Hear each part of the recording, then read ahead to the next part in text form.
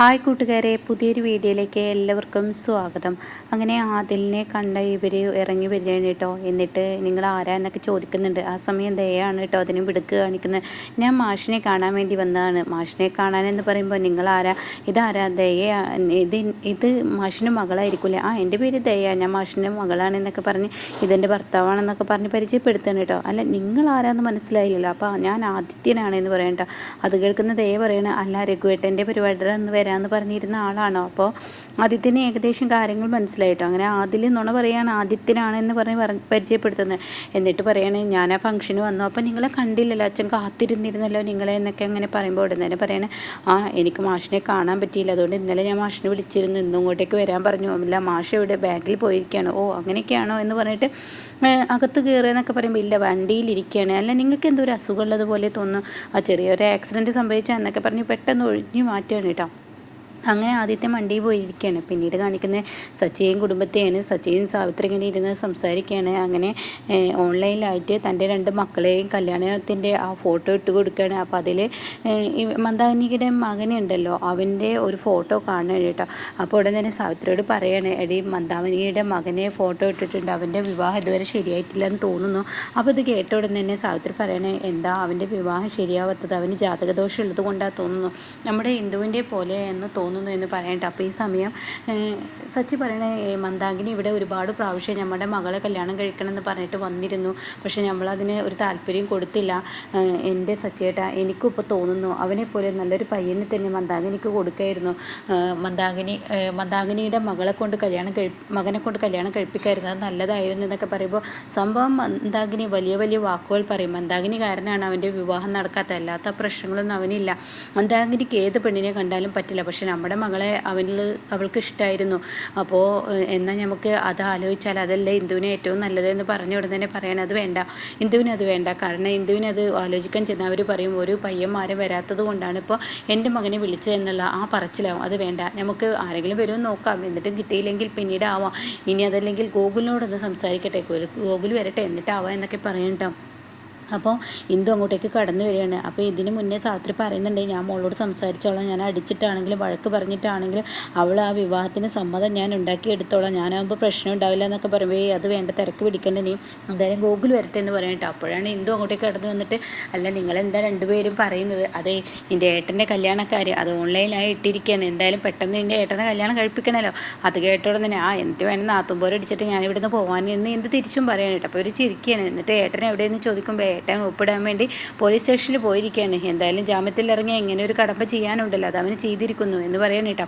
പിന്നീട് കാണിക്കുന്നത് മഞ്ചാടിയാണ്. മഞ്ചാടി പോലീസ് സ്റ്റേഷനിൽ വന്നിരിക്കുകയാണ്. ഗോകുൽ പുറത്തിറങ്ങിയത് ഇഷ്ടപ്പെടുന്നില്ല. അങ്ങനെ എസ്ഐയോട് പറയാണ്, നിങ്ങൾ എന്താ ഇങ്ങനെ ഒരു ആളെ ഇങ്ങനെ തട്ടിക്കൊണ്ടുപോയി പിന്നീട് എവിടെ കൊണ്ടുപോയി എന്ന് പോലും അറിയാതെ ഇപ്പോഴും ആൾ മിസ്സിങ് ആണ്, എന്നിട്ടും ഈ ആൾക്ക് ശിക്ഷ കൊടുക്കുന്നത് ഇത്രയ്ക്കാണോ? ഗോകുലിന് പോലീസിനോടുള്ള വിശ്വാസം പോയി. കുട്ടി ഇനി വിചാരിക്കുന്നത് പോലെയൊന്നല്ല, കാര്യങ്ങളുടെ കിടപ്പ് നീ മനസ്സിലാക്കണം എന്നൊക്കെ ഇങ്ങനെ പറയുമ്പോൾ മഞ്ചാടി പറയണേ, എനിക്ക് എന്തായാലും നിങ്ങളിലുള്ള വിശ്വാസം പോയി, ഇനി ഞാൻ പോകുന്നു, എന്തായാലും അവനുള്ള ശിക്ഷ ദൈവം കൊടുത്തോളും.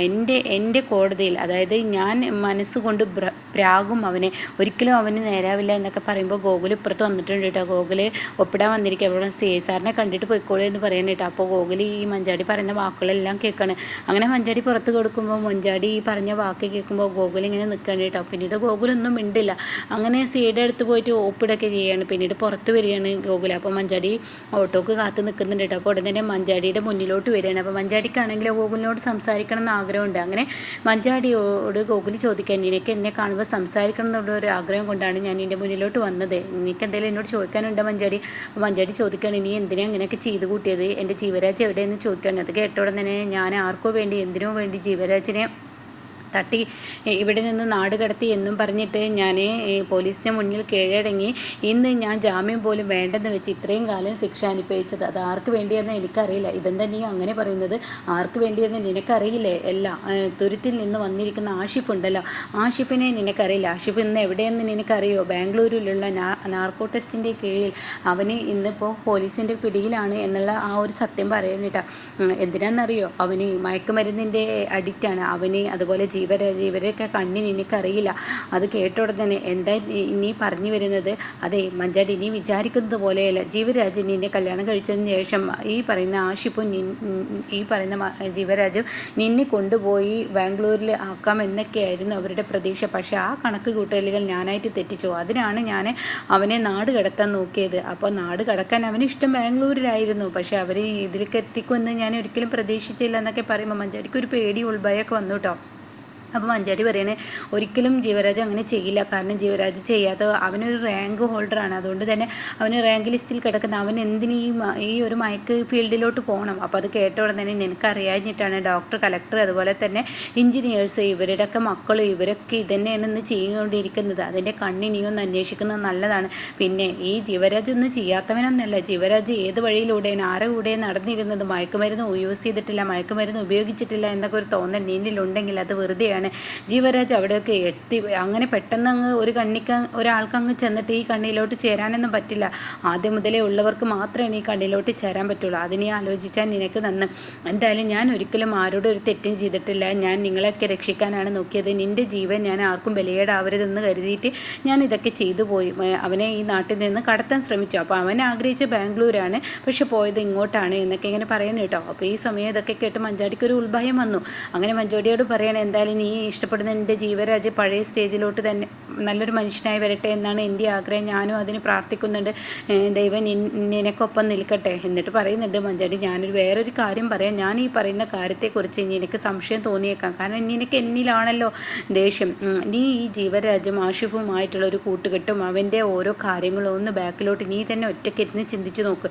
അപ്പം നിനക്കറിയാൻ കഴിയും എങ്ങനെയുള്ള ആളാണ് ഈ ജീവരാജ് എന്നുള്ളത്. നീ ഇപ്പോൾ ചിന്തിക്കാത്തത് കൊണ്ടാണ് നിനക്ക് ഇങ്ങനെയൊക്കെ എന്ന് പറയുമ്പോൾ മഞ്ചാടി ഒന്ന് ഭയക്കുന്നുണ്ട് കേട്ടോ. എന്നിട്ട് മഞ്ചാടിയോട് പറയണേ, ഞാൻ പോട്ടെ, ഞാൻ എവിടെയെങ്കിലും കൊണ്ടുവിട്ട് തരണമെങ്കിൽ വിട്ടുതരാമെന്ന് പറയുമ്പോൾ മഞ്ചാടി പറയണേ, അതൊന്നും വേണ്ട, ഞാൻ പോയിക്കോളാം എന്ന് പറഞ്ഞാൽ മഞ്ചാടി പോകുന്നു കേട്ടോ. പിന്നീടാണെങ്കിലോ ഇങ്ങനെ കാണിക്കുന്നത് ശബരിയും ദയയാണ്. അപ്പോൾ ശബരിയും ദയ ഇങ്ങനെ സംസാരിക്കുകയാണ്. ആദിത്യൻ പുറത്ത് നിൽക്കുന്നത് കൊണ്ട് തന്നെ ഇടയ്ക്കിടയ്ക്ക് കണ്ണ് അങ്ങോട്ടേക്ക് വേണം, അത് നല്ല നോക്കണം. അയാൾ എന്താ ചെയ്യുന്നത്? അയാൾ അങ്ങോട്ടോട്ട് കയറാൻ പറയുന്നത് കയറുന്നില്ല. എന്തൊക്കെയോ ഒരു സ്പെല്ലിംഗ് മിസ്റ്റേക്ക് എനിക്കും തോന്നുന്നുണ്ട് എന്തായാലും പറയുമ്പോൾ ശബരി പറയാം, അത് എനിക്കും തോന്നുന്നുണ്ട്. അന്നും അവിടെയും ഒരു മിസ്റ്റേക്ക് ഉണ്ടായി, ഇവിടെയും ഒരു മിസ്റ്റേക്ക് ഉണ്ടായി, എനിക്കും തോന്നുന്നു. എന്തായാലും നമുക്ക് നോക്കാം എന്നൊക്കെ ഇങ്ങനെ പറഞ്ഞ് നിൽക്കുമ്പോഴാണ് മാഷ് കടന്നു വരുന്നത് കേട്ടോ. അപ്പോൾ ഇവരകത്ത് കാര്യങ്ങളൊക്കെ നടത്തിക്കൊണ്ടിരിക്കുകയാണ്. അങ്ങനെ പാത്രത്തിലൊക്കെ ഇങ്ങനെ ആക്കിക്കൊണ്ടിരിക്കുന്ന സമയത്ത് മാഷ് പുറത്ത് ആദിത്യനെ കണ്ടിരിക്കുന്നു. അങ്ങനെ ആദിത്യനോട് പറയാണ്, ആദിത്യൻ പറയണേ, മാഷേ ഞാനിവിടെ ആദിത്യൻ എന്ന് പറഞ്ഞിട്ടാണ് പരിചയപ്പെടുത്തിയിരിക്കുന്നത്. ഞാൻ ആദിലാണെന്ന് ഒരിക്കലും പറഞ്ഞിട്ടില്ല. കാരണം അത് പറഞ്ഞ പ്രശ്നമാവുമല്ലോ, അതുകൊണ്ടാണ് ഞാൻ അങ്ങനെ പറഞ്ഞിരിക്കുന്നത്. എന്തായാലും മാഷിൻ്റെ മകളും മരുമകനും ഇവിടെ ഉണ്ടല്ലേ? ആ ഉണ്ട്, ഞാൻ നിനക്ക് വിളിക്കാൻ മറന്നുപോയി, എൻ്റെ അടുത്ത് പറ്റി തെറ്റ്. ഉച്ചയ്ക്ക് ശേഷം വന്നാൽ മതി എന്ന് പറഞ്ഞാൽ മതിയായിരുന്നു. ഇവർ പോയതിന് ശേഷം അത് ഞാൻ ചെയ്തില്ല എന്നൊക്കെ പറയാണ്. അങ്ങനെ നീ എന്തായി രഘുവാണ് നിൻ്റെ സ്വർണ്ണം എടുത്തതെന്നുള്ള വല്ല തെളിവ് നിൻ്റെ കയ്യിൽ കിട്ടിയോ? അപ്പോൾ അതിൽ പറയണ ഒരിക്കലും എൻ്റെ കയ്യിൽ ഒരു തെളിവുമില്ല. കാരണം രഘുവൊക്കെ നല്ല മിടുക്കനാണ്. എല്ലാ പഴുതുകളും അടച്ചിട്ടാണ് അവന് എല്ലാ കാര്യങ്ങളും ചെയ്തിരിക്കുന്നത്. ആ ഒരു കട അതൊന്നും അവൻ്റെ പേരിലല്ല, അതൊക്കെ ദാസിൻ്റെ പേരിലാണ്. അവൻ്റെ പേരിൽ ഒരു പൈസ പോലും ഇല്ല എന്നുള്ള സത്യമൊക്കെ പറയാൻ കേട്ടോ. അപ്പോൾ ഇനിയിപ്പോൾ നമ്മൾ സംശയിക്കുന്നത് പോലെയൊന്നും ആവില്ല, രഘുവിൻ്റെ കയ്യിലെ സ്വർണ്ണം കിട്ടിയിട്ടുണ്ടാവില്ലേ? ഇനിയിപ്പോൾ നീ സംശയിക്കുന്ന പോലെയല്ലേ എന്ന് ചോദിക്കുമ്പോൾ ഉടനെ തന്നെ പറയാണ്, അവൻ പഠിച്ച കള്ളനാണ്, അതുകൊണ്ടാണ് അവനത് ചെയ്യാത്തത്. പിന്നെ എനിക്ക് അവനെ കൊണ്ട് പറയിപ്പിക്കാൻ കഴിയും. എൻ്റെ ബോസിനോട് കാര്യങ്ങൾ അങ്ങ് പറഞ്ഞു കഴിഞ്ഞാൽ ബോസ് രഘുവിനെ ഒരു പാഠം പഠിപ്പിക്കും. അതിൽ രഘു എന്തുരുകുമോ എന്നൊന്നും പറയാൻ പറ്റത്തില്ല. അതിൽ ഞാനും ചിലപ്പോൾ ഉരുകും. എന്നാലും വേണ്ടില്ല, രഘുവിൻ്റെ കള്ളത്തരം പൊളിച്ചെടുക്കാൻ എനിക്ക് ആകെ വഴി അതേ ഉള്ളൂ. വേണ്ടി വന്നാൽ ഞാനത് ചെയ്യുമെന്ന് പറയുമ്പോൾ മാഷ് പറഞ്ഞു, അയ്യോ അങ്ങനെയൊന്നും ചെയ്യല്ലേ, ഇപ്പോൾ തൽക്കാലം നിനക്കുള്ള 1,00,000 രൂപ ഞാൻ തരാം. അയ്യോ മാഷെ എനിക്ക് വേണ്ട. അപ്പോൾ അതിൻ്റെ മുഖത്തൊരു കള്ളത്തരം ഉണ്ട് കേട്ടോ. അപ്പോൾ എനിക്ക് വേണ്ട, ഇപ്പോൾ പണം വേണ്ട എന്നൊക്കെ പറയുമ്പോൾ അതൊന്നും പറഞ്ഞാൽ പറ്റില്ല, നീ വാങ്ങുക, നിനക്കിപ്പോൾ ഈ അസുഖമുള്ളതല്ലേ, നീ ഒരുപാട് ബുദ്ധിമുട്ടുന്നുണ്ട്, എനിക്ക് ക്യാഷിൻ്റെ ആവശ്യമുണ്ടെന്ന് എനിക്കറിയാം, എൻ്റെ പേരിൽ 1,00,000 FD ഇട്ടിരുന്നു, ആ FD പൊട്ടിച്ചാണ് എനിക്ക് ഈ പൈസ കൊണ്ടുവരുന്നത് എന്നൊക്കെ പറഞ്ഞിട്ട് പൈസ കൊടുക്കുന്നത് ശബരിയുടെ കണ്ണിൽ വിട്ടു കേട്ടോ. അപ്പോഴേക്കും ദയ വരികയാണ്. അപ്പോൾ ദയ പറഞ്ഞ അച്ഛൻ വന്നല്ലോ. അപ്പോഴേക്കും ഇവർ രണ്ടുപേരും ഇറങ്ങി വരണം. അങ്ങനെ ആദ്യത്തെ ഞാൻ പോട്ടെ, ഇനി ഞാൻ നിൽക്കുന്നില്ല എന്ന് പറയാൻ ഒരുങ്ങുമ്പോഴേക്കും ഇതെന്താ നിങ്ങൾ എന്ത് പോക്കാ പോകുന്നത്? ഇതുവരെ അച്ഛൻ വരാത്തത് കൊണ്ടാണ് നിങ്ങൾ അകത്ത് കയറാത്തത് ഇരുന്നത്, ഇപ്പോൾ അച്ഛൻ വന്നല്ലോ, നിങ്ങൾക്ക് അകത്തോട്ട് കയറിക്കൂടെ എന്നൊക്കെ പറഞ്ഞിട്ട് ദയ പെട്ടെന്ന് കയറ്റാൻ നോക്കുന്നു കേട്ടോ. പക്ഷേ മാഷും ആദിലും കൂടി പരസ്പരം അങ്ങോട്ടും ഇങ്ങോട്ടും നോക്കുന്ന ഒരു സീനിലാണ് കേട്ടോ ഇന്നത്തെ എപ്പിസോഡ് നിർത്തിയിരിക്കുന്നത് കേട്ടോ.